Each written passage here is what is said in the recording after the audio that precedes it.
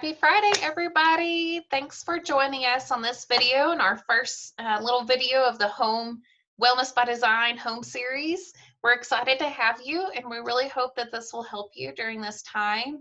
I do believe that incorporating some of these tips is going to help your immune system. It's going to help you mentally. It's going to help you physically, and it's probably going to make your employer very happy that you're working from home and you're boosting your productivity. So we hope that this helps you out. We know this is a very trying and unknown time, so we wanted to give you as much information as possible just because we want to help in any way that we can. And we know that we're all financially stressed and no one has money to, hire an interior designer right now, but we want to help you in some way. And we actually have a few services that we'll kind of talk about at the end of this that are much more affordable and can be done virtually with you if you do wish to have our help on this. So today in our first series, we're going to be talking about refreshing your home office if you have one. And if you don't, I highly suggest that you make a space to have one to promote productivity and well-being. And we wanted to start with this one just because people are working from home right now, and we could be working from home for probably another few weeks or so. We're also hearing that, right now we're in this coronavirus wave, but it could stop for a little bit and we could see it again, and then it could stop for a little bit and then we can see it again early next year. So incorporating these home office things is going to be a good idea just in case something like this happens again, and that way you have a nice place to resort to if it does happen again. So a little bit about myself. My name is Megan Peterson. I hold an NCIDQ certificate, and what that means, it's the National Qualification of Interior Design Council, and having this certificate proves that a designer has the skills to execute interior environments that protect the health, safety, and the well-being of the people that we work with and the spaces that we work in. I am a graduate of Texas Tech University with a Bachelor in Interior Design and a minor in Architecture. Before starting our own business, I worked in commercial interior design for 5 years, which is when I learned about the WELL building standard, which is where a lot of these concepts come from. But, for me and why I started my business was not only because I have a passion for health and wellness and wanted to combine my passion of interior design and health and wellness together, but also because I questioned why the WELL building standard is only for commercial interior design and we're not talking about it for our homes. We're in our homes more than we are in our workspaces, so why do we not incorporate these same principles and concepts into our home space? I can really tell you why. It's because there's no way to really monitor those statistics accurately when it's in a home office in a personal space. So that's why they focus on, it for commercial design. But anyways, a little bit off track there, but we established our company in November of 2019. So we're very much in the infant stages of our business, but that's okay. We got to start somewhere, and I want to help you guys. I want to share my passion with you, and I feel like this kind of design can highly help you guys. And in this time, that is so crucial and so important. I'm married to Adam Peterson. Some of you may or may not know who he is, but he is a co-owner and the project manager. He's also a great trim carpenter. And we are actually planning on creating a few things because we're getting bored, and we want to, show you guys how to make a few fun things that could be beneficial during this time. So just to start, I'm going to ask you a question. You're going to think it's silly, but do you live at home? Of course you do. We actually spend most of our time in our house rather than anywhere else. And one, kind of scary but interesting fact is that our homes right now are mostly built for aesthetics. They're not really built to help us and to make us optimized in as our health and our mental capacity and just in our environment and our behaviors in general. So this is why it's so important, and this is why I'm so passionate about helping you guys, is because it's not being done. People are not talking about it, even though it should be talked about. And the next question is, are you working from home? A lot of us right now are working from home because we can't go into our business places because of COVID-19. And I think during this time, a lot of businesses might see that remote work can be done and that it works for their company. And we might see a decrease in brick and mortar businesses, which is really what I wanted to release this series for you guys and kind of help you with your home office design. That way we can keep that productivity up, keep creativity levels going, and we can keeping positive during this hard time. So one thing that I found out is that many successful businesses have actually been launched from a creative home environment. And some of those are YouTube, Google, Etsy, Amazon, Disney, Apple. So I thought that was very interesting. I mean, these big giants all started from a home office. And I think that having a home office can allow you to break down some of those barriers that you might have up during work and when you're in a brick and mortar with your business. I think being at home really releases a certain sense of creativity and relaxation that opens up different levels of the brain. So that way you can think more creatively and also more productively. Another fun fact is that last year, the Bureau of Labor Statistics found that a quarter of people in the US work from home. And of course, today that number has increased significantly. Before we start diving into this, it's a lot of science and a lot of research, a lot of tips backed by science, and we don't want people to think that we're trying to change you because your home office is always first and foremost going to be an expression of who you are. We want it to reflect your personality at the very beginning, but it's the things behind the scenes that are more than just aesthetics that we want to help you with. So at the top of the screen, you'll see an excerpt from one of my favorite books, and it's kind of like one of my interior design Bibles, but it's a book called My Creative Space by Donald M. Ratner.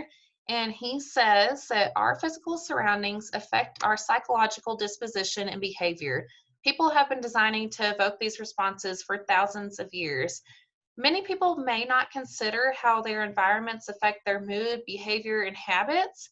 But years of case studies and science-backed evidence has proven that we can change our behavior by changing our space to fit new habits and beliefs that we desire to have.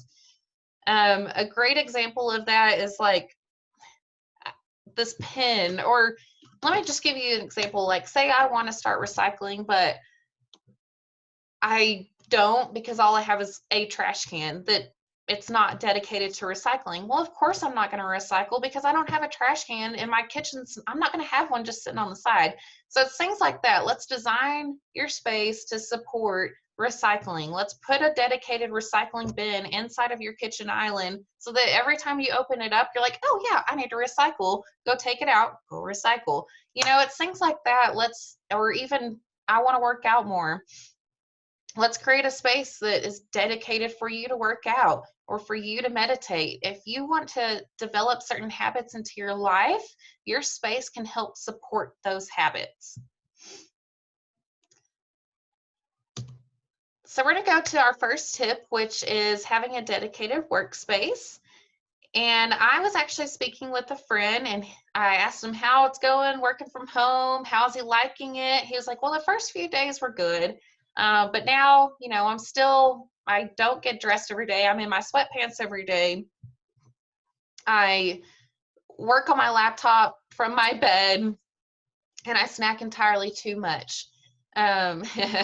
So that's not a good way to set yourself up for success. Number one tip, find a place in your home that can be a dedicated workspace, a place you can leave all your papers out, all your work that you've been working on that day out at the end of the day, so that way you can come back to it in the morning. That right there is going to make you feel much more productive and a lot less stressed out about having to scramble and pick everything up, then scramble and lay everything back out in the morning. So that's a great tip. And when you're finding a dedicated workspace in your home, try to find a place that has access to good natural daylight or just daylight in general. That is so, so important. And we'll talk a little bit about lighting here in just a second, but that's number one key is find a place in your home. Maybe it's a guest bedroom, something like that, especially just right now. Find a place where you can have everything laid out and it has access to natural daylight.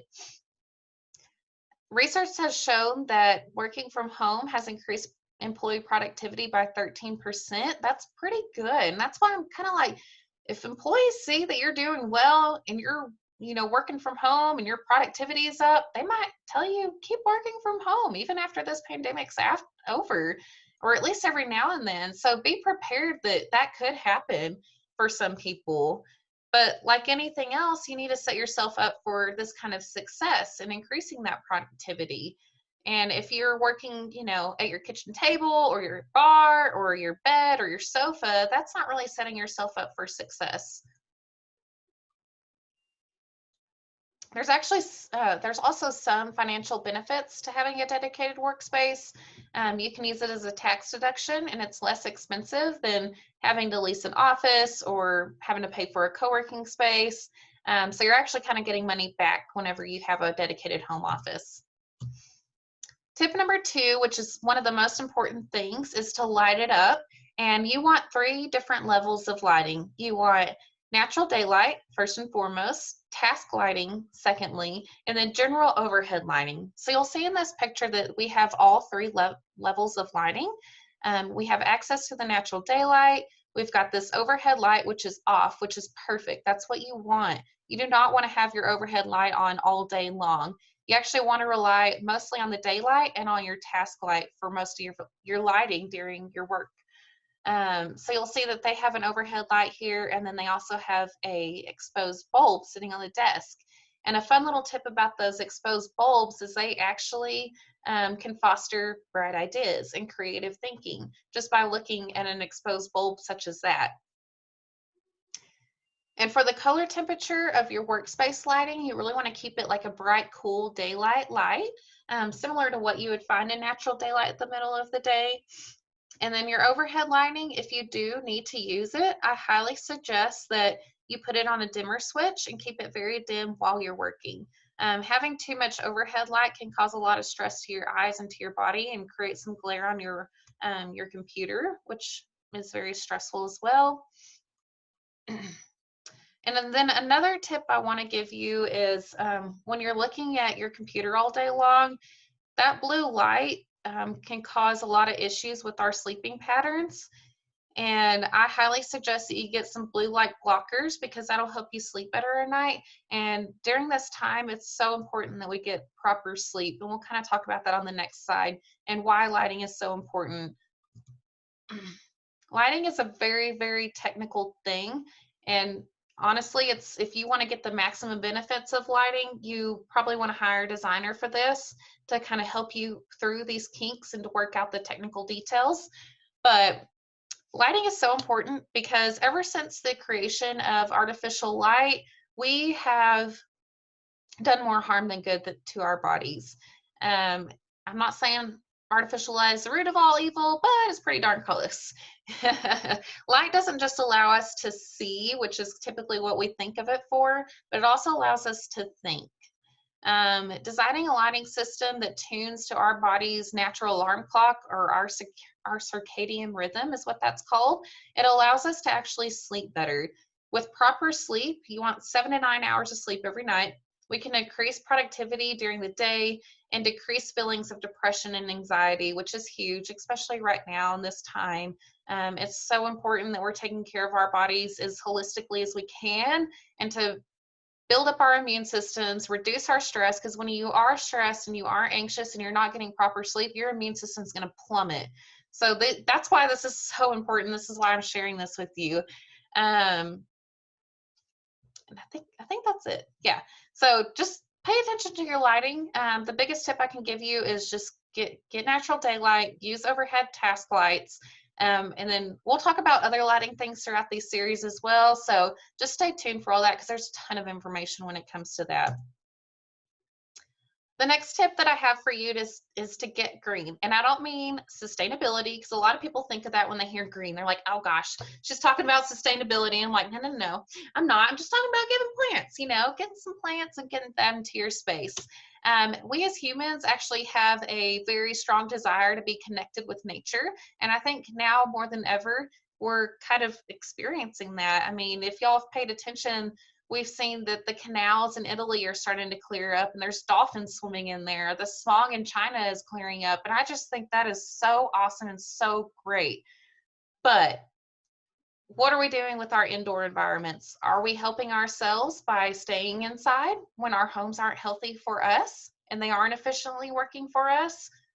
We're not doing much good. You know, yes, Mother Nature is healing, but we're not healing ourselves if we're keeping our environments the way that they are now.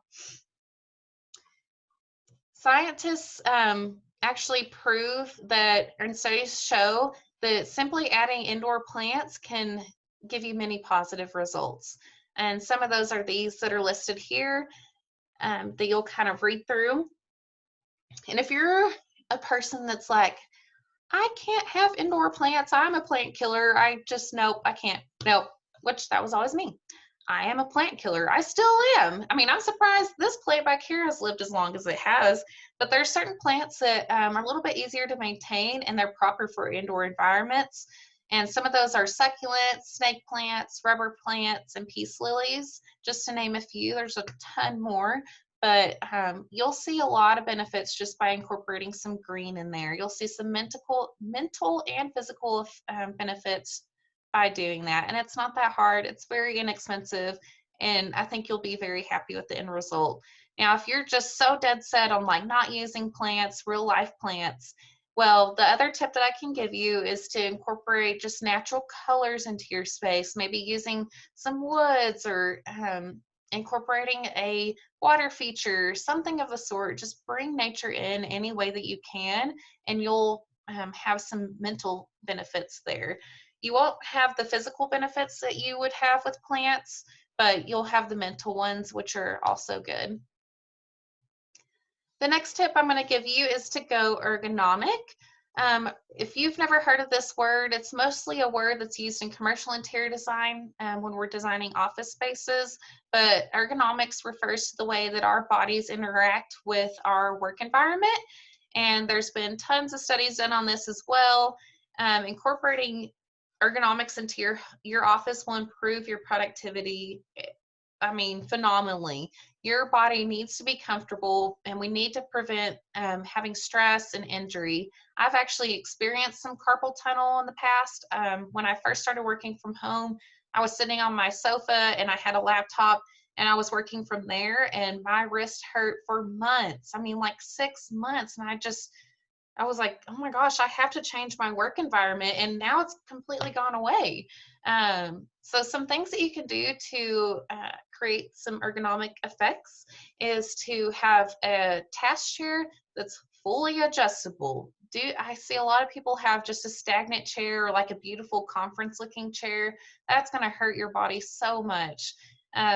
So tip number one is to get a chair that has fully adjusted. It can be fully adjusted. But if you can't do that and that's not very feasible, the other tip that I can give you is to get an exercise ball and to sit on that periodically and switch between, you know, sitting on that and sitting on a regular chair. That'll also help your body and to move it a little bit more. The next tip is to get a height adjustable desk. I love height adjustable desks because you can sit and you can stand. You're also burning some calories when you do that. You're keeping your body awake. It's great. And something about standing up while you're working, your brain just thinks a little bit better. It's pretty awesome. I mean, when I had a height adjustable desk, I stood most of the time. I hardly ever sat. So that's a great tip for you guys. And if you want to know where to get those, just let me know and I can help you find one. The other tip that I can give you is to have an ergonomic keyboard tray. This is going to help again with that carpal tunnel if you're experiencing any wrist pain. And then having monitor arms. You want to have your computer screen lifted up about to your eyes. You don't want to be crunched down like this, or you don't want to be looking up like that. So having monitor arms or just setting it up on a box, something like that to get that screen at eye level is going to give you the best effect and reduce neck pain.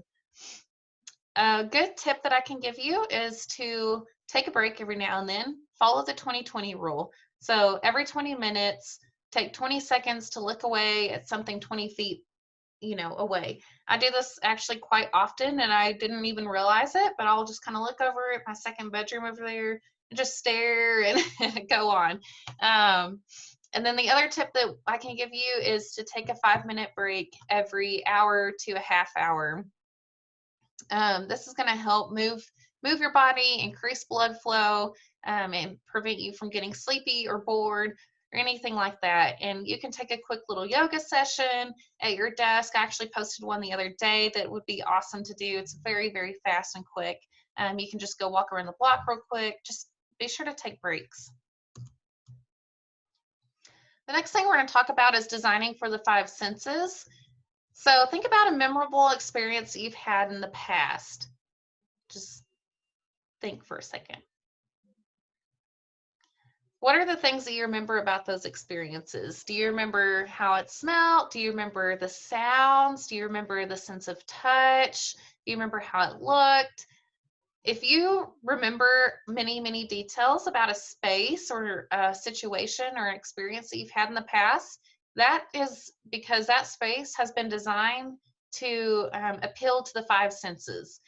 One example that I can give you is like walking into a 5-star hotel or something like that. I can always, you just feel good when you walk into those spaces, and I typically can remember those a little bit better than any other experience that I have. You can remember the way that it smelled, and I always associate like the white tea smell with like a Weston, and the way that it looked. They probably have a bunch of natural daylight in there. The textiles feel nice. You could remember the food that you ate there, the cocktails that you had in their bar, and it's all playing on the senses, and you want to have a good balance of all of those senses to create a good design. I think that that proves that design is more than what meets the eye. A lot of people think of interior design as just the way that things look, and it's actually a lot more than that. So when we're talking about designing for the senses in a home office, we're just going to talk about sound, scent, sight, and touch because, tasting is kind of weird when you're thinking about home office. I mean, we can apply it, but I didn't want to go there. So you'll see in this picture, we're going to talk about sound first. You'll see in this picture, there's a wooden wall. And you'll notice that the ceilings are hard, the walls are hard surfaces, and the floor is a hard surface. Well, that sound and reverberation is going to be bouncing all over the room. That's very distracting when you're working. It's not a good thing. So in this picture, they're actually using this wood wall as almost like something to absorb some of that sound. And it especially helps because that person's facing towards that direction. So any of the sound is going to go towards that wall and just really help absorb those noises to keep you focused. Some pro tips that I have for you is to incorporate an ambient noise of about 70 decibels, which is similar to like a busy coffee shop. This is shown to keep you more alert while you're working and just more productive, more focused, because being in silence is almost too distracting. But listening to things such as like podcasts or people talking where you're having to think and work, it doesn't really work out. So you really just want this ambient noise that you don't have to think about, but it's there. The other tip that I can give you is to use a tabletop water fountain, which again brings in that biophilic feature. It brings nature in. It's a very calming, relaxing noise, but having that water feature actually provides humidity into the room as well, which is going to help with a little bit of allergies and dry coughs, things like that. If you have hard floors, use a rug. That's going to help dampen the sound. Hard floors are something that I totally recommend because carpets can get nasty very quickly. But make sure you use a rug in that space, and that'll help absorb some of the sound. The other tip that I can give you is, since we're picking a space that has a dedicated window, utilize draperies. Ditch the blinds, ditch the shutters. They're hard surfaces. They block light. They're ugly. Get rid of them. What I suggest a designer tip for you is to use a double curtain rod, and you can hang a sheer curtain on the back one and then a blackout curtain on the front one. So at night you can close both of them, but during the day you can open the blackout, leave the sheer, or open both, and you're getting the most amount of daylight possible in that situation, but it's also acting as a sound absorber as well. And the next tip, of course, is to have an acoustical wall feature. This could be really fun. you know, you can do some creative solutions, and they have acoustical panels that are beautiful and fun. And I mean, they're a great way to absorb sound. Having, you know, designing for sound is going to really help limit some distractions that you may have in your space. So the next sense is going to be smell.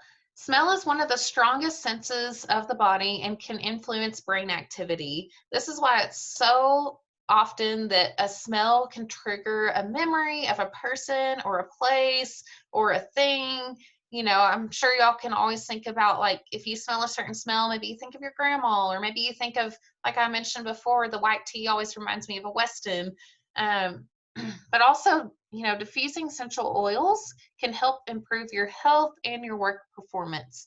It can activate your immune system, which we all need right now. It can affect your blood pressure, and it can stimulate digestion.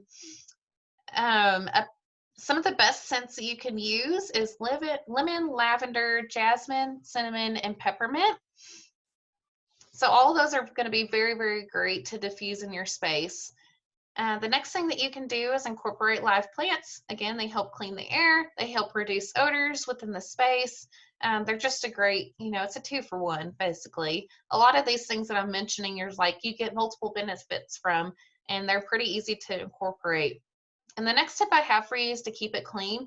I talked about carpets, and I actually have carpet in my home office right now, and I'm just about ready to rip this crap out because it is so bad for you. Carpet can contain bacteria and viruses, and it'll just hold it in there.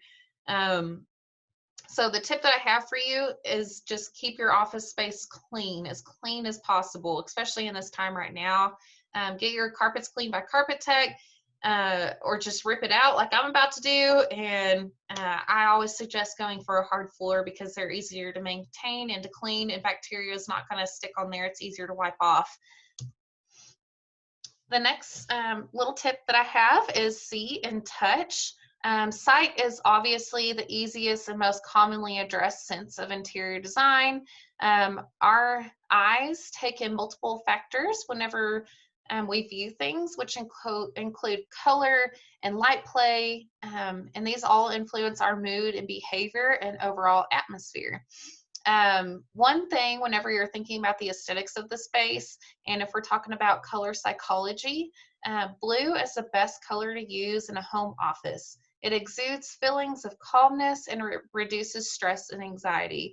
Blue is my personal favorite color. I absolutely love it. But of course, too much of one thing is never a good thing. So this picture's showing a lot of blue, but they have a lot of grays, and you know, they have a good balance going on here. But try not to paint everything blue or to have all your accessories blue. Like if you're going to paint all your walls blue, at least have accessories that are a different color. Don't incorporate any more blue. Or just paint an accent wall blue similar to the photo on the left. That's one of the biggest things that I can suggest to you. If you don't want to paint your walls blue, you can also find blue accessories. All of those will stimulate that feeling of calmness and reduce stress. And then as far as touch goes, having textiles and things like that is so beneficial to the eye and pleasing to the eye. You'll notice here on like this photo over here, they have the pillows on the right. I can't find my cursor. Okay. On the right, you can tell that the textile is a little bit different. The pattern on the bench has a little bit of a texture to it, but then the pillows are more solid. So whenever you're mixing colors and textures and patterns, find something that's contrasting, even as far as the texture of that piece goes. And I love texture rather than pattern.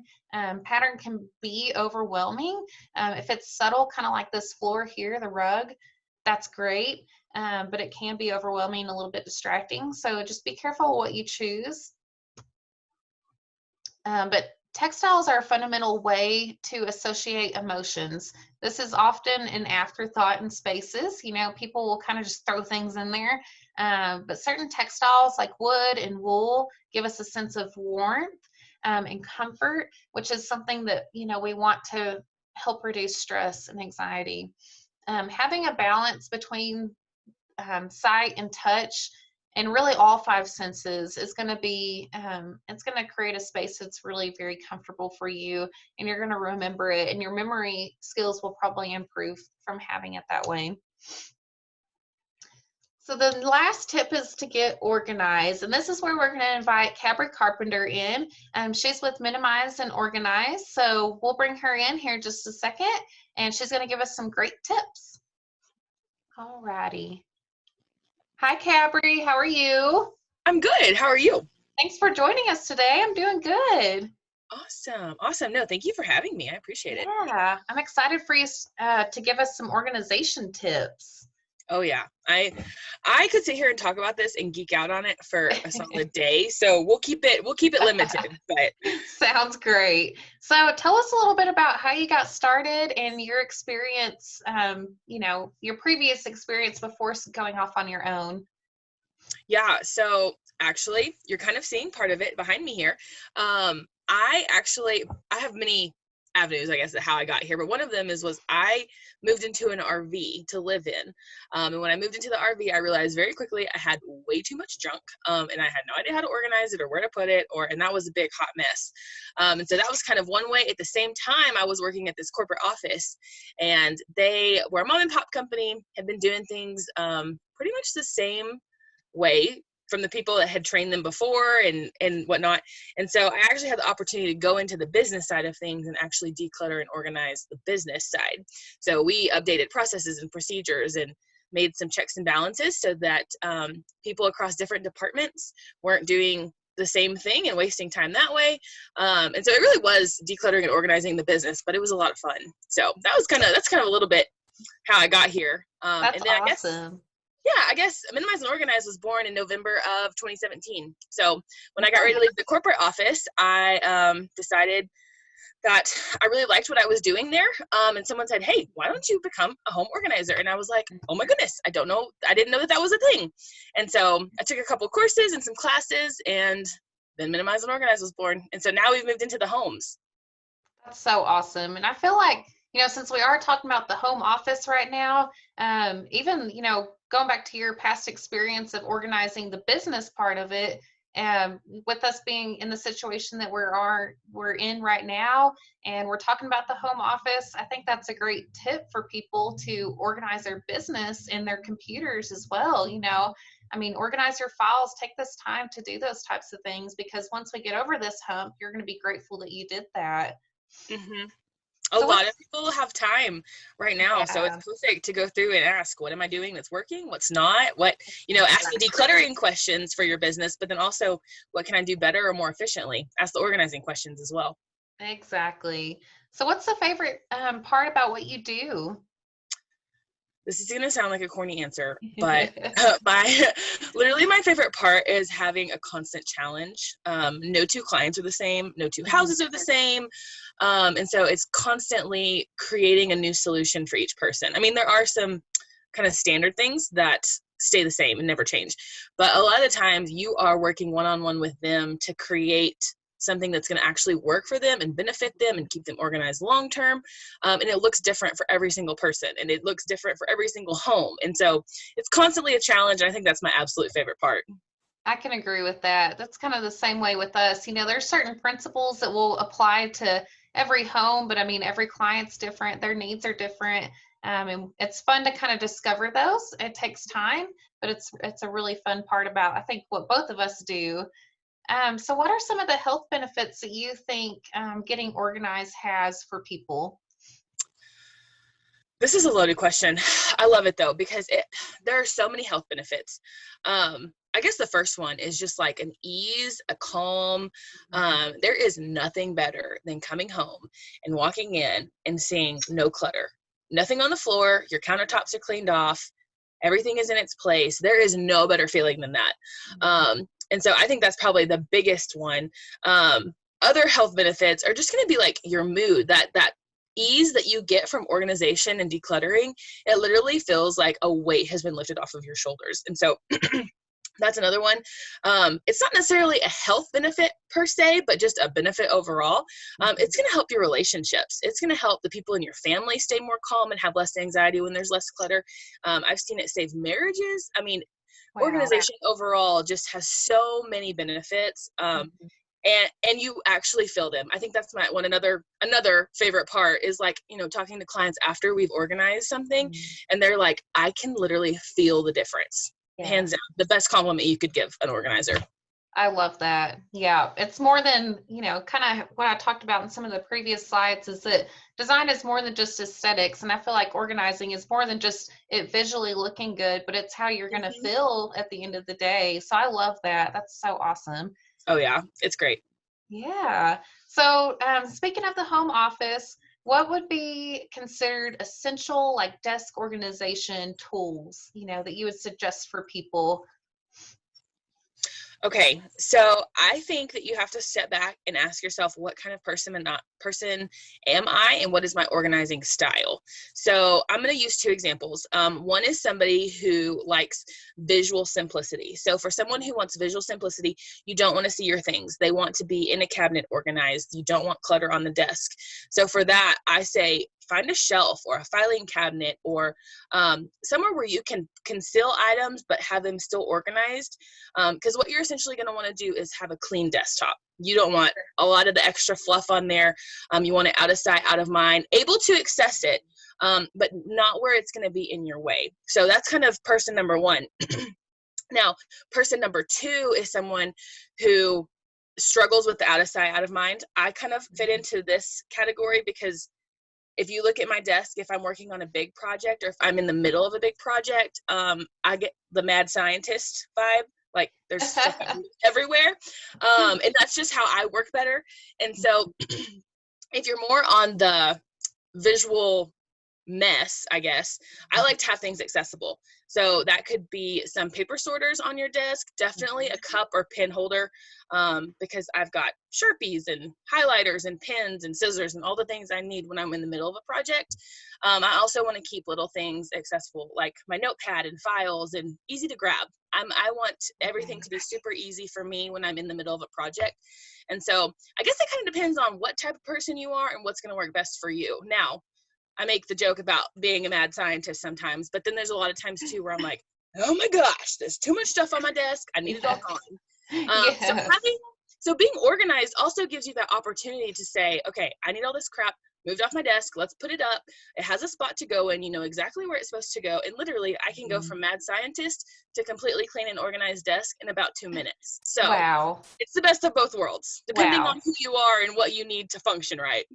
That is so awesome. I never thought about like the two different personality types, That's a good point and something to like really think about, because I feel like I am more that person that's like, I don't want to see it. Like just everything needs to be concealed, But then again, I'm the mad scientist at times too, where I'm like, I need to see everything that I have and everything I'm working on. And Yeah, so that's great. I think you find what works best for you. And like I said, it's normal to float between 2 or 3, Yes, that's awesome. So whenever you're working with clients, do you have a questionnaire to kind of determine their organization personality?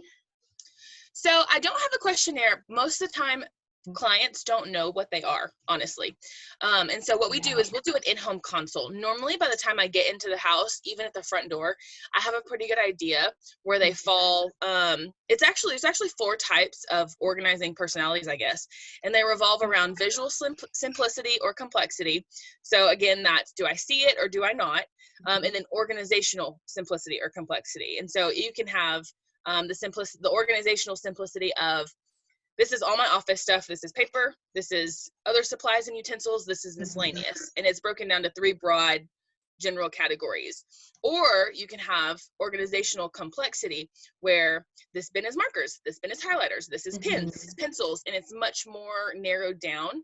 And so normally you can get a vibe on where they fall into that. A lot of people don't know what type of organizational personality they have. And a lot of the times they're organizing for not their personality. So they'll try things and say, oh, I just love the way this looks, and they'll get it all set up, but then they can't maintain it long term, or it doesn't stay organized long term. And so that's whenever we can come in and say, well, look, you're organizing for A, B, or C, when really you need to be organizing for D. And so it kind of help figure out their personality, but also give them a solution that's going to work for them long term. That's awesome. I love that. So if we're going to start organizing our home office during this quarantine period, what is the first place that you would recommend that we start? I mean, what do you find is the most, the messiest and kind of most cluttered thing whenever you're helping people out? So I actually don't go for the most unorganized spot in their office. Okay. Um, I have a system that I use, and I'll walk you through it. It's the only way that I have found to help reduce overwhelm. What happens most of the time is if you go for the thing that is the most unorganized, you start there, and then it's like, I'm trying to think of a good example. In a kitchen, you say, oh, this needs to go in the bedroom, and so you take this to the bedroom, and then once you get in there, you're like, oh, my closet, I need to do something in the closet, and then you're like, oh, this needs to go to the laundry room. And so that's what happens when you kind of start just willy-nilly. And so I like to have a system, and so what I do is I start at the threshold of the door. So if you have a whole home office that has its own dedicated room, I start at the threshold, and I work in a clockwise motion, top to bottom, left to right. So that way you have a very systematic, you don't have to guess, well, what do I do next? Where do I go next? Work left to right, top to bottom, and slowly you'll work all the way around the room. It's not as effective for if you are dealing with one specific area that is a struggle for you that you need to get organized. But long term, if you follow that same, even if you're in your kitchen or pantry or master bedroom or closet or whatever, if you follow that same, start at the threshold of the door, move to the left, work clockwise, left to right, top to bottom, you're eventually going to get through that whole area. You never lose your space. You don't get overwhelmed. You don't have to ask yourself, well, what do I do next? Where do I go next? You know exactly where you're going to go, and it keeps you on track and keeps you motivated too. That's awesome. That's a great tip. And so you have two types of services on your website, kind of more of a instructed and then a hands-on, where you and your team actually come in and do that. Can you tell us more about each and one of those, and maybe which one is kind of better in this time period that we're in right now? Yes. So hands-on organizing is literally hands-on. Our team is in there doing the bulk of the work. With clients, you can be as involved or disinvolved as you like. Some people have very busy schedules, and so we come in, work our magic, and I leave them homework and say, here's kind of what we did. Let me know if you like it or not. These are the things that we pulled that didn't fit sizes that you gave me, or it doesn't really fit the style of your home, or there was a layer of dust on it so thick that I don't think you're using it, so we could probably donate it.